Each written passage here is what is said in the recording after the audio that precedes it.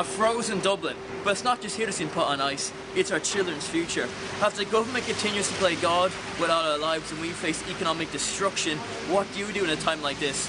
Well, you could do what Cults did and ask indie band We Are Signers questions about Cool Runnings, Space Jail, and how to follow a girl off the bus if you want to sleep with her. Hello, and welcome to episode 1 of Culture's I Heart Tea Crowd. Now, it's a pilot, it's episode 1, so we don't have an awful lot of tea. You have some tea, sir. I brought tea. But what we miss out in tea, we make up for in genuine rock royalty with Chris from We Are Scientists. Sir, how the devil are you? I'm very well indeed.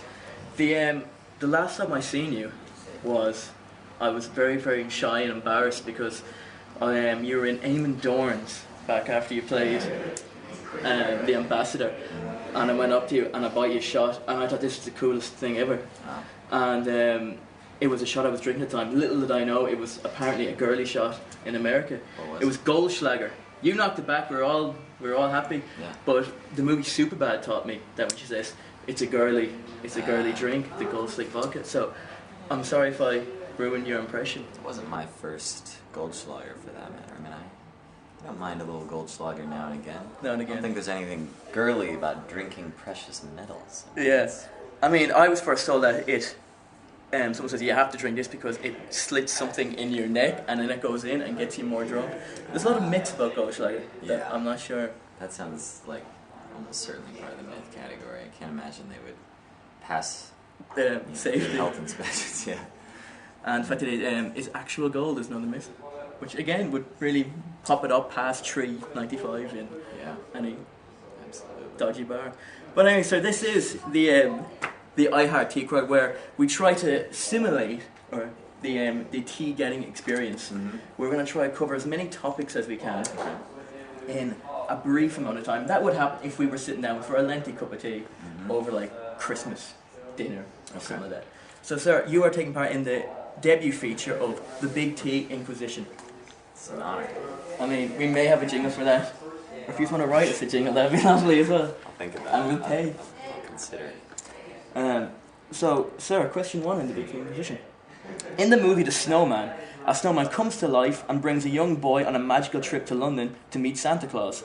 If you were to build a snowman tonight, because it's snowing, and offered you a magical trip to anywhere of your choice, where would it be and why?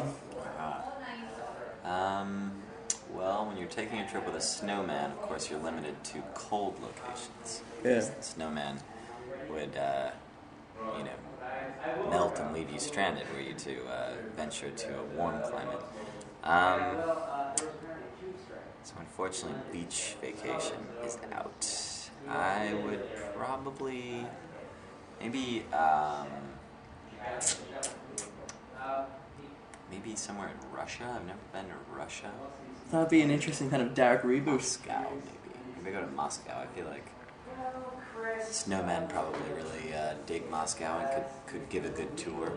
And would you just hang out with Snowman, or would you just wait till watch him slowly rot? I mean, well, if he knew, like if we got there and it became apparent that he had no idea what he was doing in Moscow, and furthermore that I was being stigmatized for hanging out with an animated snowman, then I would probably ditch him. Okay. But if he had sound local knowledge, I would be happy to. I mean, I don't personally hold anything against the Snowman. I don't know how the Russians feel, I guess. So Moscow. Right. Anyway, question 2, sir. Okay. I had a horrible hangover on Saturday after drinking far too many Red Room cocktails, which is a lovely drink, heavy on the old stomach. Yeah. Being both a famed rocker and a gentleman who enjoys a tipple, what is your hangover advice? Well, the only hangover cure that is proven to work 100% of the time is to eat your own brains. Right. It results in death, however. So you... I recommend it if the hangover's bad enough. If it's a bank holiday weekend and you need to go out on the Sunday night as well as the Saturday night, you would maybe... Don't eat your brains. You wouldn't be able to go out. No. You could stab yourself to death from... You'd be dead. From brain eating. Exactly. Huh? So in that case, I do notice that the only time I ever seem to benefit from eating sort of crappy fast food like McDonald's or Burger King is when I'm really, really hungover. And then it actually seems to have a sort of, I don't know, like resetting effect. Like I've, already damaged my body, and then I eat like something that's fairly bad for it. Yeah, and it kind of feels like you've probably already made a little bit of fool yourself. I made a little bit of fool myself to a girl I thought was rather pretty on Saturday night. So you kind of feel like, I've already made mistakes. Let's make another one and get some KFC, kind of. You know what I mean? And they seem to accumulate into something, somehow less than a mistake. Yeah. Which is where to move on to. Sure, right. How would you handle speaking of women problems, how would you handle the age-old problem of you fancy a girl on the bus and you're grappling with the fear of crippling rejection, but also the fact that she may be getting off the next stop and you may never see her again? Like, what would you do in that situation? Let's see. I mean, there's certainly no benefit to be had from staying your hand, as it were. I mean, I guess you fail to become embarrassed, but that's a very short-term benefit. So, first of all, you have to go for it. You have to give it your all. As to how to make a not terribly creepy approach... See, creepiness is the problem with the modern-day dating scene. Yeah, it is. It's hard to kind of just go up to a girl and kind of say, you have a pretty mouth, without sounding... I mean, have you ever used that in a non-creepy way? You have a pretty mouth? Well, I intended it in a non-creepy way, but you're right, it was taken with far too something less creepy. than enthusiasm. Yeah. So, you may be right.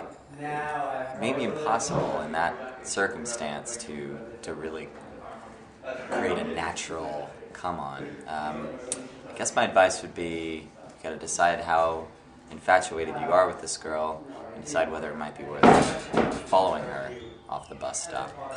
Again, potentially very creepy. Very creepy, yeah, especially if you follow it up but you have a pretty mouth when you do catch up with her. Well, the idea would be to follow her long enough to learn a lot about her, about her likes and dislikes, who her friends are, where she works, where this she is lives. A long-term date. This is a long... Once you know all that about someone, it would be. And is this a fairly friendship simple. or is this in secret? Oh, this would be in secret. Yeah, well, of course. Because then you're enabled to make a successful approach. I think you'll easily be able to fabricate some kind of common ground, even if one doesn't exist. And she'll, you'll say, "Have I seen you at, don't we go to the same, veterinary hospital or whatever?" And she'll be like, "I've never seen you there." And you say, "Yeah, St. Andrew's." Because you've been secretly drugging her dog, so it gets slightly sick, and then you know that she's going to be at a vet's. Exactly. Wow, That's what it takes, yeah. Who knew that was going to be the answer to that one? Well. Sir, a long-term ambition of mine is to write a movie tentatively titled called Space Jet. It's a movie set in a jail in space. Now, if I were to offer you the key role of Captain Steve Solutions, a man who's been wrongfully arrested after the death of his wife, would you accept it? And what do you think you could bring to the role? Well, I would obviously want to see the entire script, but just based on your description, yes, I would accept it.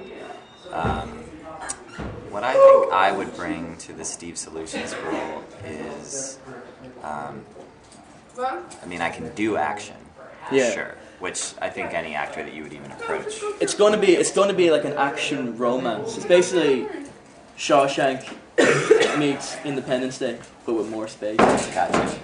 In this case, then I think I'm definitely the actor for the role. I can do pathos in a way that most action heroes cannot, simply cannot. And would you have a problem being, cast as Keira Knightley? That's who we're looking for the memories of your dead wife. I wouldn't have a problem with it. I've never acted alongside Keira. She's a friend, obviously. But I've never acted with her, and I'd be interested to. You'd be looking for the challenge of seeing Keira on CG. Yeah. So that's a yes. We are filling the casting. Call it a tentative, yes. Tentative for a tentatively titled film. Great. There you go. Okay, Ireland finds itself in a rather bad financial state. Okay. With Christmas coming along, and you being a father yourself soon, how would you advise parents who can't afford to get their kids the cool toys the Buzz Lightyears or Xbox Kinects, if you will? Right. Well, kids are very easily fooled. I think at least at my son's age, he's 5. He's still pretty enthusiastic about anything that his parents are enthusiastic about. Which is following girls off buses and drinking Goldslager. That's a side of my life that I haven't immersed him in yet. Yeah. I've involved him a little bit, He's unwittingly become a prop in some of my long-term seductions.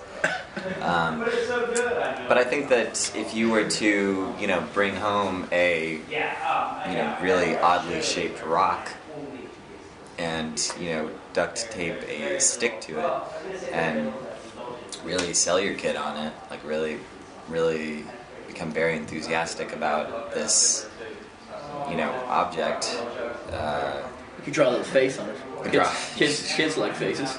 They love faces. I mean, yeah. So your advice to the parents of Ireland is to be creative. Be creative. Yeah. What's like that? Art attack it. Yeah. There you go. There's a phrase you could use to your son on Christmas Day when he opens up a stick with the face of some girl on it. What do you find more inspiring of the following images, sir? Okay. The image of a 3-legged puppy trying to cross a frozen lake and then reaching it. Or the ending of Cool Runnings where they finish the race by dragging their bobsled over the finishing line, which is fairly inspiring stuff. It is quite inspiring. The puppy has the advantage of, presumably being real. Well, that was based on a true story. The Cool Runnings thing. Yeah, but I have to assume that they embellished. I don't think they Especially actually dragged. I don't think John Candy was involved in such a important role. Exactly. So you're back in.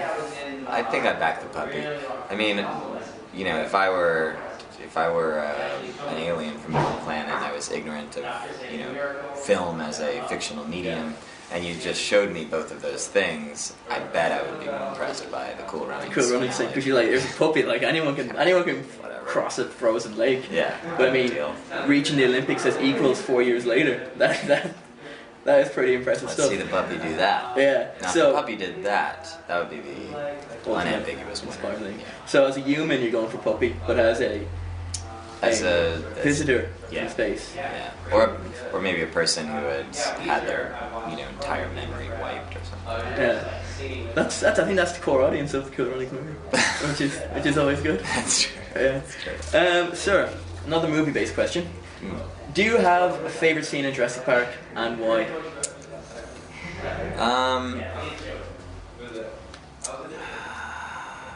Yeah. Well, is it in Jurassic Park 1 or 2? This is my problem. I'm having trouble differentiating. 2 is kind of like the darker one. Yeah. With, which one has the little tiny dinosaur that sort of fans out its neck? That's Jurassic Park 1. I'm sure it features in 2 a little bit, but it's kind of killer scene as in number 1 with Dennis Nedry. I think I like that. Yeah. I think that's. So you went for the kind of the scary stuff. Yeah, I mean, and honestly, my second favorite would be the Velociraptor, battle at the end. Yeah, which is always fantastic. See, I like when they say they do move in herds. I like the inspiring stuff, obviously, by my choice of Puppy and Cool Runnings from my weekend entertainment. What's your favorite scene? Is when they go see all the dinosaurs moving together, and then Alan Grant kind of cries and he says, "They move in herds. They do move in herds." I like that. I like things moving in herds, really. Yeah, that is more than the actual. That is a heartwarming idea. I also like it when Jeff Goldblum gives sanctimonious speeches. Yeah. I think he's really in that role. He kind of. I think he's a pretty good actor. He's done a lot of really pretty remarkable work, but it's kind of hard to think of him as anyone but Ian Malcolm. Dr. Ian Malcolm. Yeah. I think we'd have to channel a little bit of his kind of rock star but scientific mind in the role of Captain Steve Solutions in Space Jam. I'd be into that. That is half the work done for him. Yeah, yeah, it's true. Now, question number 8 on our T Inquisition is our lady's choice question, where a lady who may have a problem got in touch and we picked it clean because a lot of ladies' problems. When you say that phrase, ladies' problems, you're opening up a world of trouble, sir. It's true. So this one is coming from Steph. A girl in my lectures constantly pretends to be into the same thing that my boyfriend is into just to impress him. I know she's into him but won't admit it. What do I do? It makes me so mad. OMG. Yeah, it sounds like that other girl is sort of doing a variation on my advice to you for the past. Both, yeah. Like feigning common ground. But would you, beyond the fact, like, would you encourage the other girl to kind of go up to him and say, ditch the zero and give it hero kind of style approach, or would you say, don't step on another woman's turf? Well, that's a tough call to make without knowing any of the three relevant parties. I do think that there's a lot of truth to the notion that if this guy and the girl he's currently with have any kind of really worthwhile relationship, that she probably doesn't have much to worry about. I mean, I would think he should be capable of withstanding the test of another woman showing interest in him. But what if he beats Steph? I don't know Steph. She said in the question, but if he... Well, in that case, I would tell Steph that this could be a great opportunity for her to safely relinquish him. You know, often breaking up with an abusive partner can be a dangerous undertaking. Yeah. If she could get him to, fall for this interloper, This coloured Julie. then she skates. Yeah. Yeah. I mean, that could I like that idea. Yeah. Let's give her that advice. Fantastic. So, if he beats you, don't. Which I don't think was the question she asked, but. I think you're right that there was some suggestion. Yeah, there was pain in the way she typed. So. Yeah, stiff fingers for sure. Have you done? I know you've only been here. You say you got here last night. Mm-hmm. You've been here before. You played Oxygen numerous times. Oh yes, definitely. You played more Oxygens than I've been to, which is a shameful thing for an Irishman to say. But EP is a better festival. Play that next year. Okay. Yeah, we've never done that. Better beer and better crack. Yeah, I do often bristle at the beer selection in Oxygen. It's not good times. But have you done the age-old Irish tradition yet of saying, sure, he's only harmless, when you actually mean he's a bit of a dick? I haven't. I actually did not. No, this was didn't know about that. You're gonna be. Your ears are gonna be up now when tonight say, "Oh, Chris, he's only harmless." And you're going, what the fuck did you say about me? Oh man. Okay. Yeah, I'm racking my memory now to try to find out if anyone's ever said that about me. And I mean, but would you, if someone would call you harmless before I opened your eyes to this, would you have found it insulting? Well, I would have found it very, very, very minorly insulting. It's certainly a bit of a brush off. Yeah. To be called harmless is not a compliment. Unless you're Steph referring to her abusive boyfriend. Yeah. Don't worry, he's harmless. Oh, great. Yeah.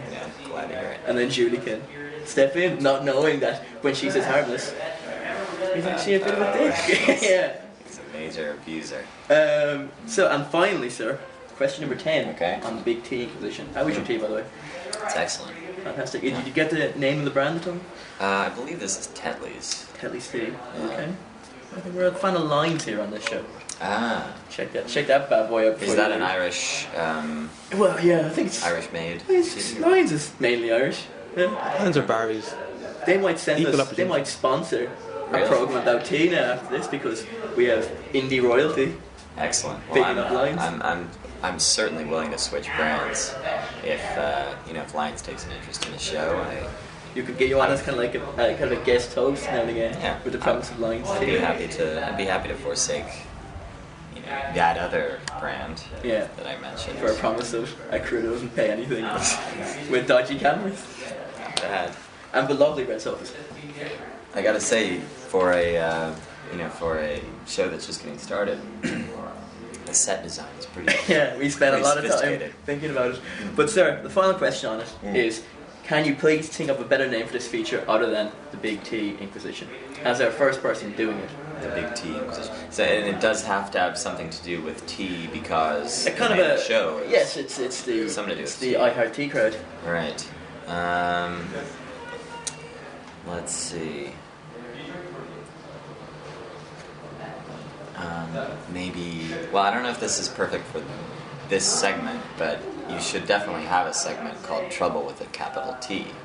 That is genuinely genius. Yeah, I don't know what would happen in that segment. I imagine having this kind of danger hit, a kind of element to it, where you're kind of jumping over heights from that. Maybe in part of the show, every episode you solve a mystery or something. That'd be fantastic, wouldn't it? Yeah.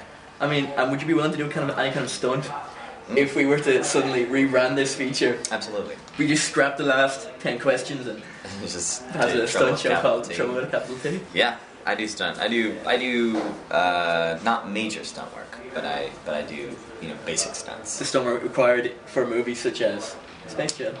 I think so. There's only one stunt I've ever turned down, and it was a horse-related stunt. And it was basically a really big leap, and the horse did end up dying, as did the stuntman. So I felt somewhat vindicated. You were happy to pass that one. I had objected that the stunt seemed very dangerous, and I didn't feel up to it. Will we now have to cut the scene involving space horses in the Space Jam? No, not necessarily. I mean, what exactly did they get up to? I mean, are they just kind of trotting around? They're just kind of trotting around, basically. It's because there's kind of Sense and Sensibility kind of deal that you ride up to Keira Knightley's space station because with your oxygen tank base horse. Right. That sounds fine. I mean, I do ride, so I'm happy to, and I love horses, but I just didn't. This was a jump from a 4-story building onto the top of a taxi. So. Oh, that's. I mean, just didn't. No one is insuring that, bad boy. Seemed crazy to me. Turned out I was right. Sir, thank you very much for helping us out. Trip to anywhere very first iHeart Crowd. It's been an honor. Chris Ramirez signed us an utter gentleman. You, sir, are a star. Likewise. Ditto. Space Jail. Space Jail had to crop up.